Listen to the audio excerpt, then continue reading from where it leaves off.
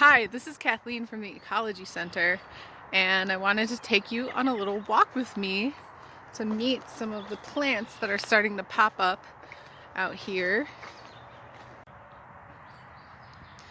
One of the first plants that you might see coming up is this one. This is actually a type of buttercup. It's called Lesser Celandine. I'm going to use the word ephemeral to describe it. So an ephemeral plant is one that comes up in the spring and it goes away pretty quickly.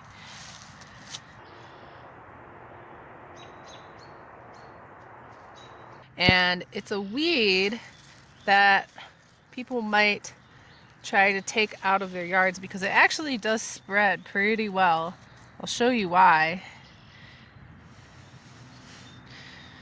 Each of the roots of this plant has a little bulb at the end of it, and they are just sitting here right on top of the soil. If you dig, you'll see that there's a whole lot of them. So they're pretty tough because even if you pick the green parts off, there are still lots of these little root balls. They're not seeds in the soil, and they can just grow back from those.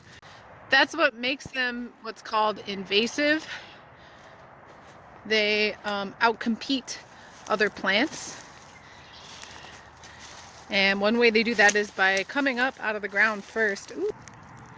So unless you get them all out of the soil, if you're weeding, you're probably still going to have it come back year after year. But if you do keep at it, if you happen to have this one growing in your yard, and you want to make room for native plants, you can get rid of it. It's possible to pull it. You just have to really make sure you get it every season. The soil is pretty sandy here.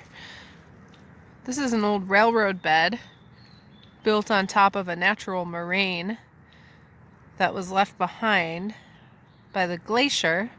So it's got lots of sand and grit. It's pretty loose and fluffy. It's actually a great place for this lesser celandine to grow. Oh, a snail shell. Because this was a railroad bed, you'll find rocks in it. So yeah, and they grow really densely together. One of the problems with this is that other plants can't really make their way through those roots, and the soil stays bare and nothing can really grow here. So this is lesser celandine. It's really pretty. There's a native version of this plant, and this is the non-native invasive version.